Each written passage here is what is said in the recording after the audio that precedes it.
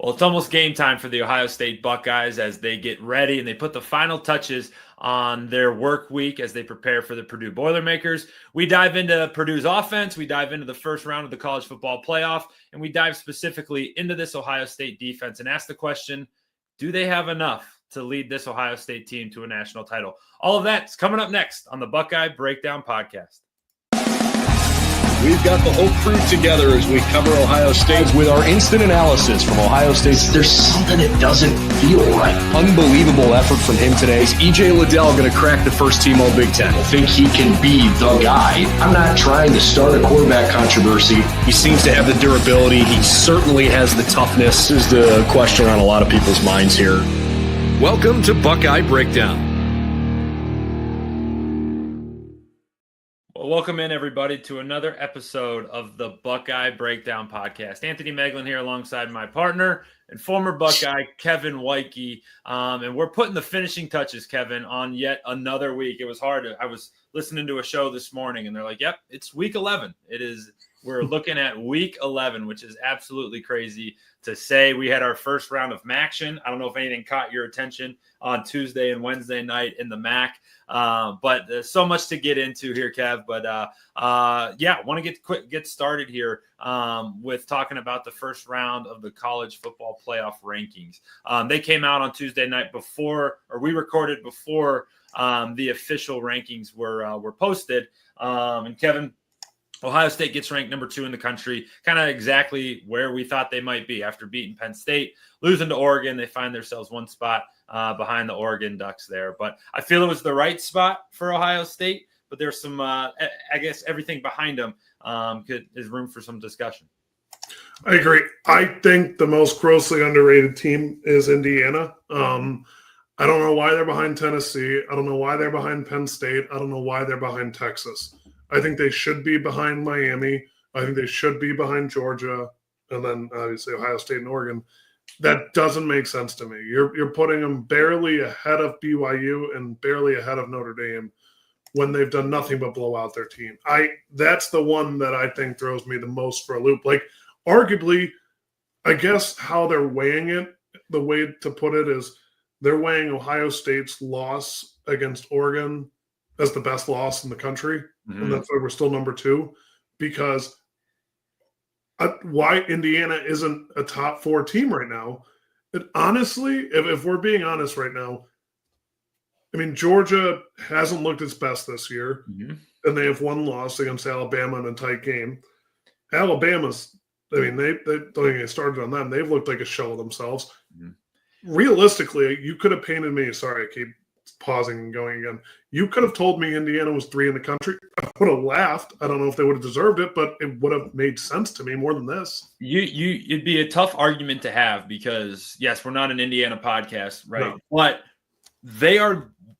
we could argue they're one of the most fun teams to watch. They destroy their opponents. They don't just beat teams. They beat them to a pulp, and they are in automatic cover every week. If you're into that sort of thing, jump on the Hoosiers. If you haven't, missed out on a lot of free cash, but they pound teams, and the one knock on them though, Kevin, I would say, to play a little bit of devil's advocate, and it is an annoying argument, and it's an argument I hate because the only argument is that they haven't played anybody, and yes, that's true, but they haven't been in a close game. Like, what do good teams do? They pound the teams that they're supposed to beat, and Indiana hasn't been in a close game all year long, so they're taking care of business, doing what they're supposed to do. And yes, if I think, truth be told, it's a little brand bias, right? It is, Indiana is you see the I and the U and you think basketball right away. You think, what's their hall called? I totally drawn a blank, but you think basketball, you think the striped pants, but you're not putting them over Tennessee football or Penn State football or Texas football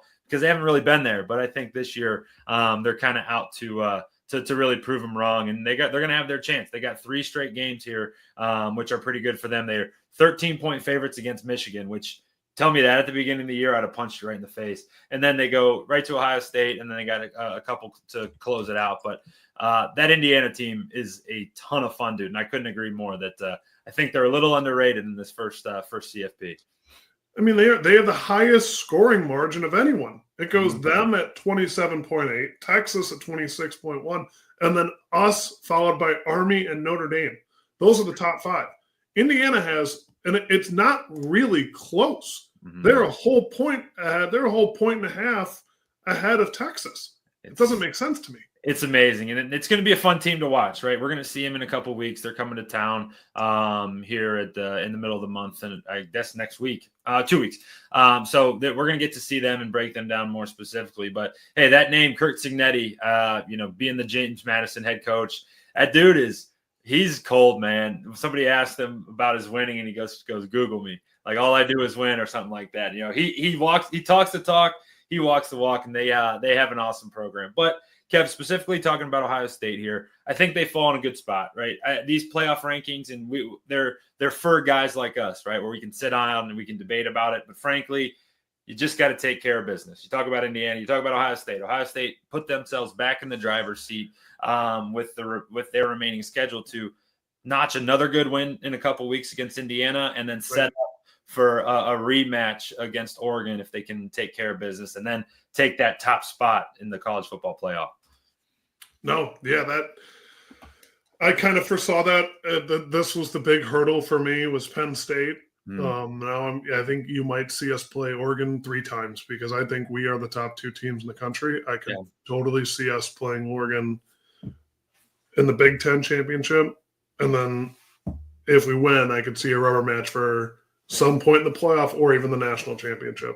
That'd be something, and that's the new age of college football. So we'll obviously have time for that to shake itself out, and it's going to get really exciting here as these teams start to compete against each other. We have a huge weekend really in the SEC. You got Georgia taking on Ole Miss, which is an elimination game. The loser of that one's done, because if Ole Miss can knock off Georgia, that's going to take them down a couple notches. And if Georgia just takes care of business against Ole Miss, that'll give Ole Miss 3 losses. And the way things are shaking out, there's not room for a 3-loss team in this 12-team playoff. And then the big one is LSU versus Alabama. That's going to take place on Saturday afternoon. And that one is certainly a knockout punch. Whoever loses that game finds themselves on the outside looking in of the college football playoff. So turning the page specifically and looking into Ohio State, this defense, and tonight's show is going to be a defense-specific show. This defense has been awesome, right? It took a little bit, right, after the Oregon game. That was their rock bottom, if you will. We went out there, and Oregon threw the ball all over the field against Ohio State. They go into that bye week, probably righted some wrongs, probably had a lot of tough conversations, and come out against Nebraska and win the football game for Ohio State. Their offense was bad that day, and they shut the door and got the victory there. And then last week, when they were called upon, they got the job done, not letting Penn State score an offensive touchdown, first time in a long time that's happened, and 2 goal line stops, which is pretty insane. And this defense is led by the Blocko, man. This dude, Cody Simon, is playing unbelievable football and is leading the way for this Buckeye defense. He is, and you can see it just watching. Like, we didn't really have much pressure or even really a sack of I'm just going to power through. I don't even know the word. Consequence. Yeah, thank you. Until that sack he had on second down, followed by the sack of JTT on third down. Like that, he is the igniter. He sparks it. He knows what he's doing. He got stood up on that 4th and 1, which if he stuffs them on that 4th and 1 on their first drive, was it their second drive?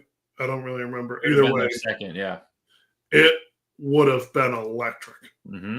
I think it would have taken all the air out of the stadium, and I think we win by 35. Yeah, I don't disagree with that. And it's fun watching him run around the field, because you look at him, he's been a Buckeye now for 5 years. He came in 2020, obviously had that weird year there, but he didn't play much. But then in his first opportunity, from 2021 to 2024, he's been a contributor. He had 54 tackles his sophomore year, and that's his second most, all right, behind last year, where he had 57 total tackles. So he's been playing. He's played a ton of football for 4 years, and you can see it all kind of come to fruition. He's very smart. He's the leader of this team. Obviously, they have him in the Blacko, and his teammates really respect him. That's the one thing that I've picked up on just listening to the guys talk, whether it be Lathan in the back end or Caleb, or it's any of the number of the guys up front, JT or Jack or Ty Leak or Ty even. And then it even falls to the opposite side. On the offensive side of the ball,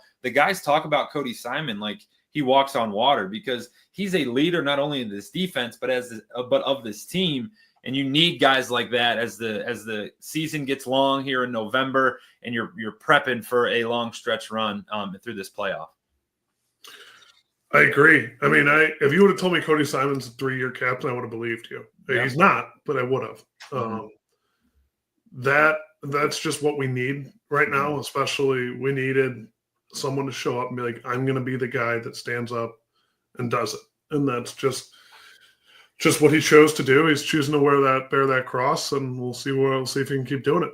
And he's been really good. And this defense, like we kind of mentioned, they the last 2 weeks have been defensive victories, right? The offense hasn't really gotten off the mat in a couple scenarios. Like the Nebraska game, the offense was disappointing.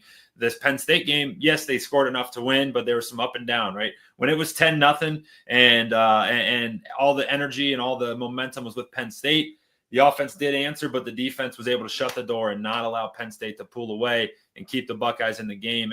And that kind of leads you to the question. We've seen them now go against the elite offense that Oregon has, and now we've seen them against an offense in Penn State that is a part of a high-caliber team. It's maybe not the most explosive offense, but we've had 2 separate results, and it's like, all right, where does this team fall? Is it somewhere? It's probably somewhere in the middle there, but it begs the question, with all these teams and brands we've talked about, is this defense, in your opinion, Kev, good enough to propel this team to a national title?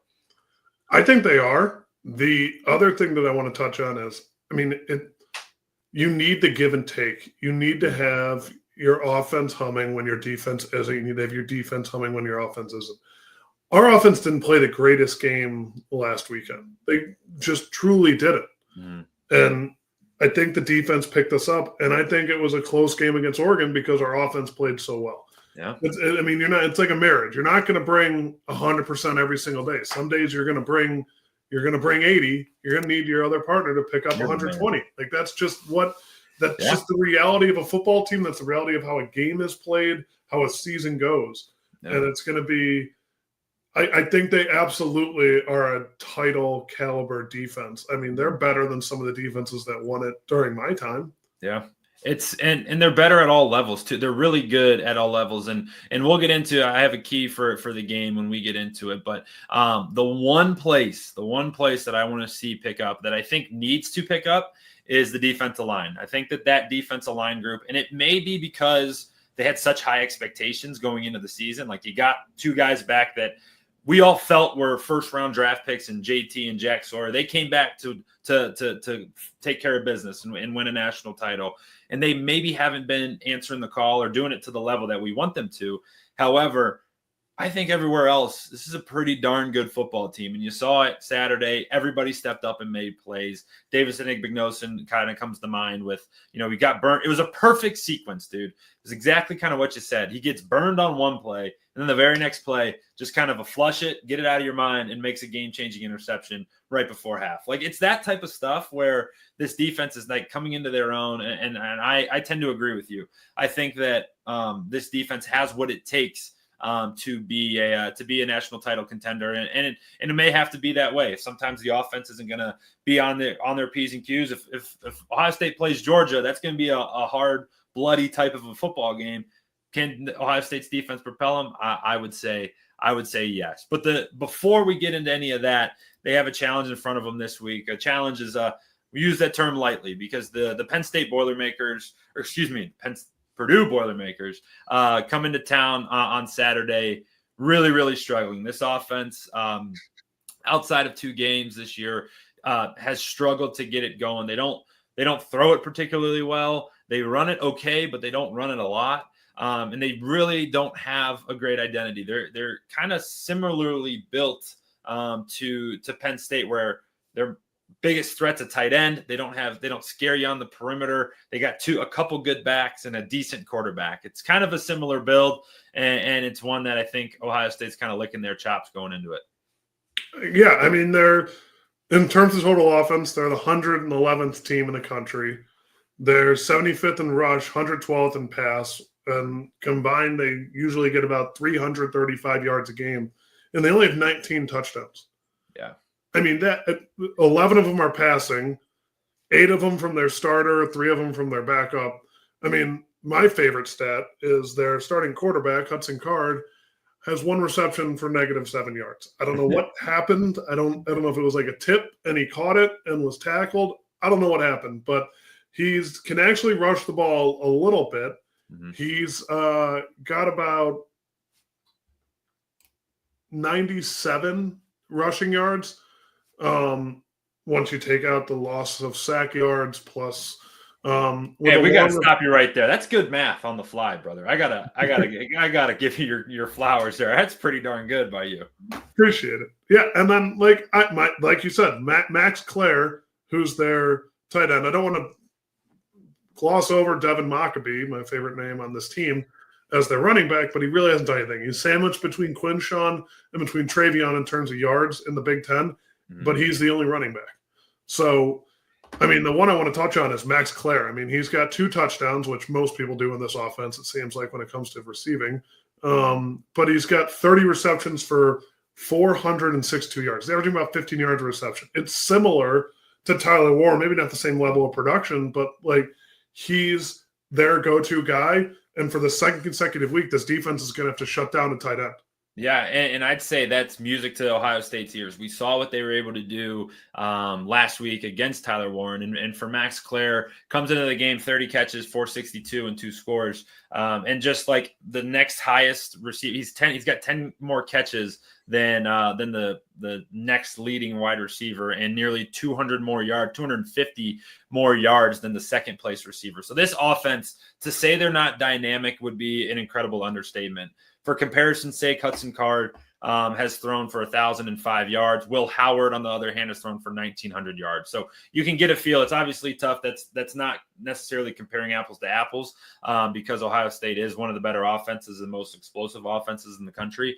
But just for a feel, this offense doesn't do much. And I think for Ohio State, this is a really good opportunity, man, to just turn up the heat. Let's just not mess around. You don't want the same thing that happened against Nebraska to happen again, because if you just let a bad team like this hang around, it just will get weird. It's just it needs to be, hey, opening kickoff, 3 and out, punt, touchdown, and let's roll. And that's got to be kind of the standard they hold themselves to on Saturday. That's what they have to do. I mean, you want to have your starters play as little as they can. Yeah. You want to get the 2s, even 3s in there early. I'd be remiss to say they have 12 guys from Ohio on their team. I don't think we touched on that Tuesday, but it's probably going to be one of the biggest assortment of Ohio guys outside of maybe Team Up North, but I don't know how many Ohio guys they're pulling in, or Indiana for that matter. But I think that this is going to be a game that I would have been very nervous for when I was playing, because it would have meant that I saw the field for a long period of time. You got to give yourself more credit, dude. You would have been excited for the game because you would have got out there to play, right? Mm-hmm. Oh yeah, exactly. That's it. Me and Chugs out there. You didn't want to be on film on Sunday morning. Damn it, Woidke, what were you doing here, dude? Just me. It was me and Chris chugging off, the 2 walk-ons, running out there, trying to get a first down, failing at doing it, and then running back off the field. It was a lot of fun. And getting reamed. 100%. Yeah. All right. Kev, this isn't an offense that's going to scare us. This isn't a team that should scare Ohio State, but this needs to be a very business-like effort by Ohio State. They need to get in there and get out, like you said. Let's get a bunch of guys some reps. So, in your opinion, what is one key to the game, maybe that you want to see an improvement on from weeks past, or as we prepare for Indiana coming in a couple weeks and you prepare for a trip out to Chicago against Northwestern? What is something you want to see Saturday from this Ohio State defense? I'd love to just not see the bend and just instead of bend, don't break, just smack him in the face with the stick. I mean, I've had enough of they're down on the 10-yard line and then we shut them down. Because you know what? That's putting a lot of stress, a lot of yards, a lot of plays on our defense. Just get out there, smack them around, give me 6. Give me, you know what? I want at least 6 3-and-outs. Oh, I like that. If I'm going to pick one thing, that's what I want. And not even I know we like to laugh and joke a little bit, but that's something that you rarely hear from, from a coach or anybody. Hey, let's get 3-and-outs. That's it. I really, really like that perspective there, because you're right.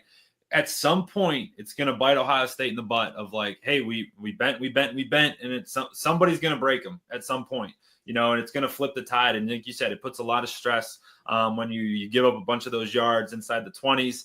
And frankly, one thing that would be a side benefit of that would be just building some confidence. Like every week this year, the team has moved the ball on Ohio State's defense. Yeah, they haven't scored as much, but even going back to Western Michigan, going back to Akron. Akron moved it on their first drive.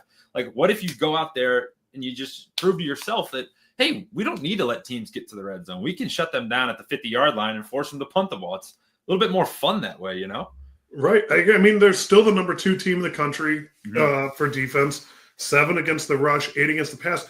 I need to go back and look. Are we putting them in terrible situations? Because like looking at this team is top 10 in every category. They've given up 9 total touchdowns. Yeah. Like I might need to go back and look again. Are we giving the defense too much crap? Because they're obviously playing well. They're only giving up 256 yards a game. It's tough. That's the other part of it too. It's like I was thinking about this while I was just even talking. Was like we hold them to such a high standard. Right. The expectation out of us, out of Buckeye Nation, is that they shut everybody out. That's not a reality. Right. And you can say this now in college. Those players get paid too. Right. They get paid as well. They're still pretty good athletes on the other side. And football, college football games are long. But all that said, I think the key for me is I'd like to see a little bit more from the pass rush. Like, let's get JT going. Jack, let's go get around the edge a little bit. Start building some confidence there that you can get home against the quarterback. Because for Ohio State, I think one of their biggest things, if they can drop 7 guys and still get pressure with 4, I think that makes them really, really, really tough, really scary to play with, and really dynamic to face on the defensive side of the football. So, Kev, before we get out of here, any final thoughts as we wrap up? The Buckeyes are wrapping up their work week. We're wrapping up our show week here. Any final thoughts before we hit it here and leave our people till Saturday morning? No, I think I'm good on my end. I'm excited. I'm just itching for these next 2 weeks to go by because I want to smack Indiana around a little bit, or at least get a shot at them, because I want to see if they're actually this good or if it's just their schedule, because I talked them very up at the beginning of the show. Yeah.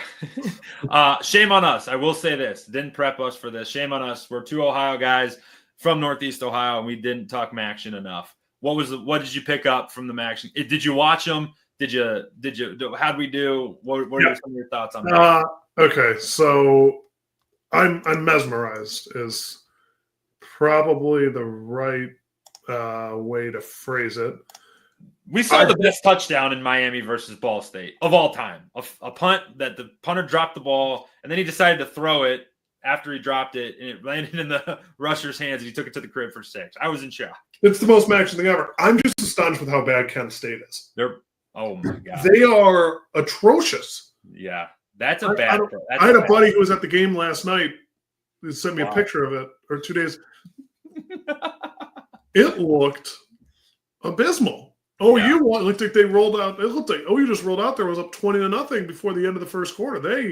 That was just tough to watch. I mean, I don't know what happened, but that was a tough watch. The one that hurt my eyes, but also loved it at the same time, was the Bowling Green Central Michigan game. It was like raining sideways. It was November 4th.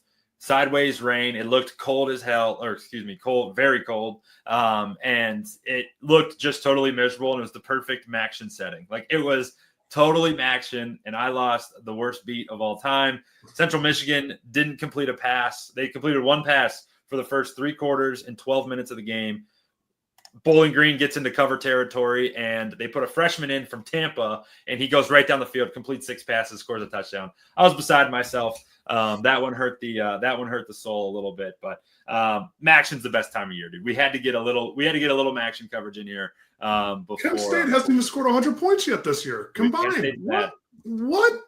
Kent State is bad at football. It's sad. Oh. They are They're a basketball school. What are we talking about? They're a basketball school. It's a basketball school. It's a basketball program. It is a basketball program. All right, everybody. Appreciate you jumping in and hanging out with us. We'll be with you all weekend. So subscribe to the channel, Ohio State Buckeyes on SI. We'll have you covered pregame with a pregame hit as we always do. Then I'll be with you live post-game, as well as we'll have all the press conferences from both the players and the coaches. So lock on in here at Ohio State Buckeyes on SI, where we got you covered there. We'll also have you covered written with all of our written work over on si.com/college/Ohio State. That link is right below on this ticker here. So jump over there, check out all the work that the team's doing over there as we get you set for a big matchup. It's one that the game may not be the biggest, and the competition may not be the biggest, but still super important for Ohio State to get the win. So for Kevin Woidke, I'm Anthony Moeglin. Appreciate you jumping in and hanging out with us as we get you set for Ohio State versus Purdue